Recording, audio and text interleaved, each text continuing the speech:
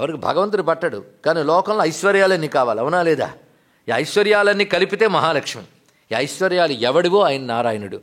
కానీ నాకు ఐశ్వర్యాలు చాలండి, నారాయణుడు అక్కర్లేదు. మరి నారాయణుడు కూడా స్మరించంటే ఆఫ్టర్ రిటైర్మెంట్ చూసుకుంటానండి అంటాడు. మరి అంతవరకు లక్ష్మిని చూసుకుంటాడు. లక్ష్మి అంటే ఐశ్వర్యాలు, సంపదలు, లెక్క పెట్టుకోవడాలు, సుఖాలు, ఇవే వాడికి కావాలి. కానీ ఆ తల్లి ఏముంటుందంటే, ఒక్క నన్ను పట్టుకుంటే మాత్రం లాభం లేదయ్యా, హరితో పాటు నన్ను పట్టుకుంటేనే లభిస్తాను అని చెప్పిందండి. అందుకే నారాయణ భట్టాత్రేయ మహానుభావుడు నారాయణీయంలో గొప్ప మాట చెప్తాడు. నారాయణ, నీ వల్లే మా అమ్మకి చంచల చపల అని పేరు వచ్చిందని. మీకు తెలుసు అమ్మవారికి చంచల చపల పేరు వచ్చిందని. త్వరలో వరలక్ష్మి వ్రతం రాబోతుంది, మీరు చేస్తారు. చంచలాయే నమః, పాదవ పూజయామి, చపలాయే నమః, జాన్ని పూజయామి చేస్తుంటారు కదా. చంచల చపల అని పేరిట ఎవరైనా పెట్టుకుంటారండి అలాగా? చంచల చపల రెండుకు ఒకటే అర్థం, స్థిరంగా ఉండదు. కనుక లక్ష్మి ఎప్పుడు స్థిరంగా ఉండదుట. లక్ష్మికి స్థిరంగా ఉండనిది అని పేరు ఎందుకు వచ్చిందంటే, నీ వల్లేనా ఆయన అన్నాడు ఇక్కడ. ఎందుకంటే అందరూ సంపదలే కోరతారు కనుక ఆయన విడిచిపెట్టి వస్తుంది కానీ వెంటనే వెళ్ళిపోవాలని వెళ్ళిపోతుంటుంది. అందుకు తెలివైన వాడు ఏం చేస్తారంటే, ఎప్పుడూ లక్ష్మి మన ఇంట్లో ఉండాలంటే హరిని పెట్టుకోవాలి. హరి ఉంటే సిరి ఉంటుంది. అది చెప్తున్నారు. హరికి సిరికి ఉన్న సంబంధం ఉందండి. మీరు గజేంద్ర మోక్ష ఘట్టం మీకు తెలిసిందేగా. ఆయన స్తుతించిందేమో విష్ణువుని. అయితే విష్ణువు ఎవరికి చెప్పకుండా బయలుదేరిపాడు. సిరికింజప్పడు శంఖచక్ర యుగముం చేదోయి సంధింపడు ఏ పరివారం వనుజీరడ భ్రగపతిన్ బన్నింపడు ఆకర్ణికాంతర ధమ్మిల్లము చక్కనంతడు వివాద ప్రోత్థిత శ్రీకుచో పరిచేరాంచలమైన వీడడు గజప్రాణావనోత్సాహి అన్నారు పోతన గారు. ఎవరికి చెప్పకుండా ఆయన వెళ్ళిపోతున్నాడు. వెళితే వెళ్ళని ఆయనకి ఇది అలవాటే లేని ఆవిడ ఉండిపోలే. ఆవిడేం చేసిందంటే, తన వెంటన్ సిరి లచ్చి వెంట అవరోధ వ్రాతమున్ వాణి వెంకరు పక్షీంద్రుడు అన్నట్లుగా హరి వెంట సిరి వెళ్ళింది. ఎందుకు అంటే గజేంద్రుడు హరి అన్నాడు, సిరి అనలేదు. ఆయన హరి అంటే హరితో పాటు సిరి వెళ్ళింది. సిరి అని పిలిచేది అనుకో, ఒకసారి వెళ్ళొచ్చి అంటాడు, అప్పుడు వెళ్ళొచ్చేస్తుంది. హరి అని పిలవడంతో హరి సిరి ఇద్దరు కలిసి వెళ్ళారు. అయితే సిరి అంటే మనం అనుకుంటాం కేవలం సంపదలు అని. కానీ ఎన్ని రకాల సిరులున్నాయో, సిద్ధలక్ష్మీ, మోక్షలక్ష్మీ, జయలక్ష్మి, సరస్వతి అంటున్నాం. ఇక్కడ మోక్షం కూడా లక్ష్మీ స్వరూపమే. అది నారాయణుడిచ్చే ప్రతి ప్రసాదము లక్ష్మియే. కానీ మోక్షం ఆయన అనుగ్రహం వల్ల లభించారు కదా. నారాయణుడి తప్ప ఎవరు ముక్తినిస్తారు? ఆయన పేరు ముకుందుడు కనుక ఆవిడ మహాలక్ష్మి. కనుక ఆయన ఎప్పుడూ విడిచిపెట్టదు ఆయన ఇక్కడ. కనుకనే హరిని మరవకుండా ఉంటేనే సిరి ఉంటుంది. కానీ హరిప్రసాదాన్ని నిర్లక్ష్యం చేయడం వల్ల అంత ఇంద్రుడి యొక్క సంపద కూడా పోయిందండి. కనుక సంపదను సంపాదించేటప్పుడు, అనుభవించేటప్పుడు కూడా ఇది భగవంతుడి దయ అనేటువంటి ఎప్పుడు స్పృహలో ఉంచుకోవాలి. అది అహంకారాన్ని పోగొడుతుంది. అందుకే రోజు భగవంతుని ఎందుకు ప్రార్థించాలండి అని అడిగాడు. నీకు ఇలా మాట్లాడడానికి గొంతిచ్చాడుగా, అందుకు ప్రార్థించని చెప్పాం. అందుకు నిత్యం ఆయన ఆరాధించాలి. ఇన్ని ఐశ్వర్యములు ఆయన ఇచ్చాడు. మన శరీరంలో చైతన్యమంతా నారాయణ ప్రసాదమే. అలా జగత్తులో కనబడుతున్న విభూతులు అన్నీ కూడాను, ఐశ్వర్యములన్నీ కలిపితే ఆవిడ శ్రద్ధాం విభూతిం సురభిం నమామి పరమాత్మికాం అంటున్నాం. అంతేకాదు, ఈ నారాయణ పని కట్టుకుని భూమి యందు అవతరిస్తూ ఉంటాడు. ఎందుకు? పరిత్రాణాయ సాధూనాం వినాశాయ చ దుష్కృతాం ధర్మ సంస్థాపనార్థాయ. 3 ప్రయోజనాల కోసం స్వామి అవతరిస్తున్నప్పుడు ఆయన ఎప్పుడు అవతరించినా ఈవిడ వస్తుంటుంది. లేకపోతే మహా కష్టం. ఆవిడ సహాయకారిణి. అందుకే విశిష్టాద్వైత సంప్రదాయంలో పురుషకార స్వరూపిణి అని అమ్మని అంటూ ఉంటారు. ఈశానాం జగతోస్య వెంకటపతే విష్ణు పరాం ప్రేయసిం తద్వక్షస్థల నిత్యవాసరిసికాం తత్క్షాంతి సంవర్ధినీం. ఆ తల్లిని చివరికి ఏమన్నారు? వాత్సల్యాది గుణోజ్వలాం భగవతీం వందే జగన్మాతరం. ఆవిడ వాత్సల్యం, కరుణ ఇలాంటి గుణములన్నీ కలిసి లక్ష్మీదేవి అంటే సద్గుణాలన్నీ ఒక రాశి అయితే లక్ష్మీదేవి అండి. అదే లక్ష్మీదేవిని ఆరాధిస్తూ ఉంటే నగలు వచ్చేస్తాయా, పెరిగిపోతాయని చూసుకోవడం కాదు. వాళ్ళు చారుమతీదేవికి తిరుగుతూ ఉంటే నగలు వచ్చేసేట.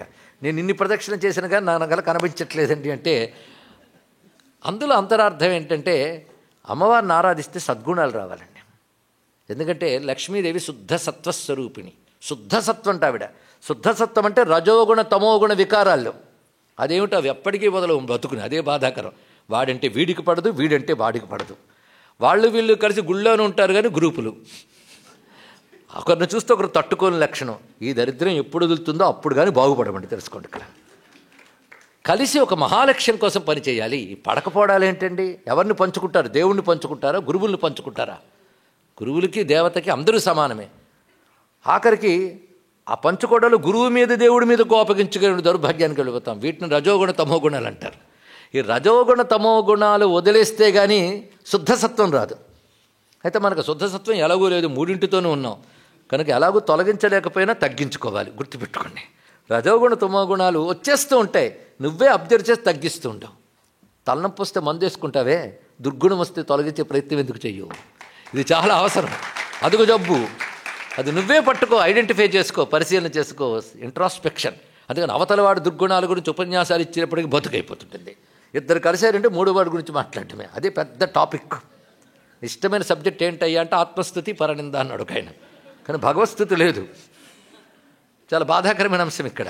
కానీ కనిపెట్టగానే మనమే కనిపెట్టుకుని మనమే చిచి ఏంటి ఇలా ఆలోచిస్తున్నాను అంటూ ఉంటే కొన్నాళ్ళకి అవి పోతాయి. అందుకని ఎవడో తిట్టి తొలగించుకోరా అని చెప్తే వాడి మీద మళ్ళీ కోపం వస్తుంది. ఎందుకు?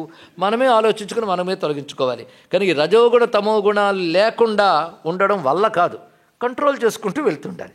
కొన్నాళ్ళకి మాటికి తొక్కుతుంటే మరికి అలవాటు అయిపోయి లేవదు. తెలుసుకోండి, ఇక్కడ లేచిన ప్రతిసారి తొక్కేస్తుంటే వీడిని అలగు లేస్తే తొక్కేస్తాడులేనే మరి లేవదు. అది అలా చేస్తూ ఉంటే ఆ రెండు పోతాయండి. శుద్ధ సత్వం అన్నారు అంటే రజోగుణ తమోగుణ వికారాలు అమ్మవారికి ఏమీ లేవు. అందుకే కోపాది పరివర్జితే అంటాడు ఇంద్రుడు. కోపాది దుర్గుణాలు లేని తల్లి, అత్యంత శుద్ధ సత్వ స్వరూపం తల్లి. దయ, శాంతం, సౌమ్యం, అందుకే సుశీల అని మరొక పేరు ఆవిడికి. అలాంటి తల్లి ఆవిడెవరు? నారాయణ యొక్క విభూతి రూపిణి, ఐశ్వర్య స్వరూపమే. అందుకే వాళ్ళిద్దరూ ఎప్పుడూ కలిసే ఉంటారు. అందుకే ఆయన ఏ రూపంలో వచ్చినా ఏదో రూపంలో ఈవిడు రావాల్సిందేటండి. అందుకే రాఘవత్వే భవేత్ సీత రుక్మిణి కృష్ణ జన్మని అన్యేషు చ అవతారేషు విష్ణోరేష అనపాయని అన్నారు. ఇక్కడ విష్ణు పురాణం చెప్తున్నటువంటి వాక్యం ఇది. ఆయన రాముడైనప్పుడు ఈవిడ సీతమ్మగా వచ్చింది, ఆయన కృష్ణుడైనప్పుడు ఈవిడ రుక్మిణీ మాతగా వచ్చినది. కనుక లక్ష్మీదేవి ఎప్పుడు వచ్చినా విష్ణువునే చేపడుతుంది. అది కదా విషయం మనకి.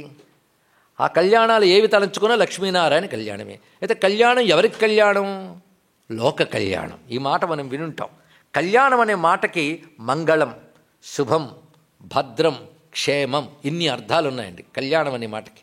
కనుక రుక్మిణీకృష్ణ కళ్యాణం అంటే వాళ్ళ కళ్యాణం ఎప్పుడో అయిపోయింది. వాళ్ళ కళ్యాణం మనం జరిపించడం వల్ల లోకానికి కళ్యాణము, ఇది అర్థం ఇక్కడ. అది యజ్ఞమంతా చేసిన తర్వాత శాంతి కళ్యాణం అని చేస్తారు. ఈ శాంతి కళ్యాణం అంటే యజ్ఞం చేసిన దాని ఫలితం అంతా శాంతంగా మనకు లభించడానికి కళ్యాణం చేయాలి. ఇది చాలా ప్రధానం. విష్ణుయాగం చేస్తే లక్ష్మీనారాయణ కళ్యాణం, శివ సంబంధమైన చేస్తే పార్వతీ పరమేశ్వర కళ్యాణం అంటూ కళ్యాణము మొత్తం చేసిన యజ్ఞాన్ని సంపూర్ణం చేసి శాంతిని ప్రసాదిస్తుంది. అందుకే మన చైత్రమాసంలో పాడ్యము నుంచి నవమి వరకు రామ ఉత్సవాలు చేస్తారు, యజ్ఞ రూపంలో చేస్తారు. చివరికి యజ్ఞం పూర్తయ్యేటప్పుడు లోక శాంతి కోసం, లోక కళ్యాణం కోసం సీతారామ కళ్యాణం చేస్తారు.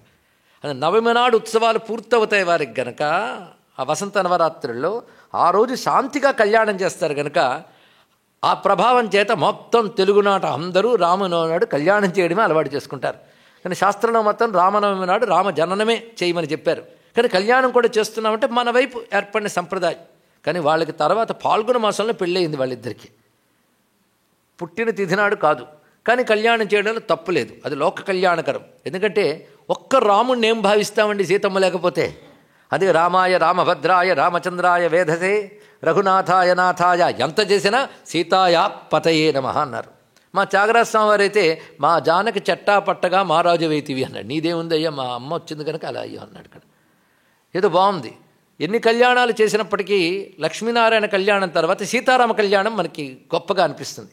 ఎందుకంటే ఆయన అన్ని అవతారాల్లోనూ లక్ష్మీదేవి రామావతారంలో పనిచేసినట్లు ఇంకో అవతారంలో పెద్ద పని చేయలేదు ఆవిడ. అసలు రామాయణం అంతా ఆవిడే నడిపింది. అందుకే సీతాయాశ్చరితం మహత్తన్నాడు వాల్మీకి. ఆ తల్లే నడిపిందండి రామాయణం అంతా.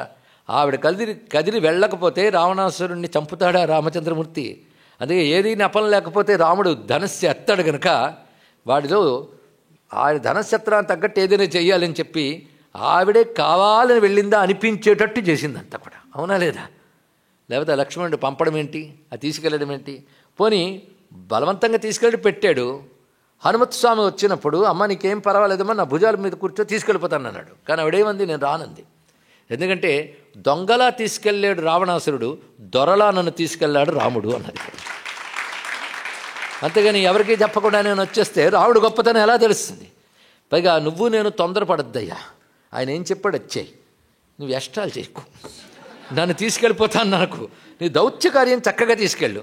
ఎందుకంటే రాముడు చేతకానివాడు కాదు, ఆయన ప్లానింగ్ ఏంటో మనకు తెలియదు.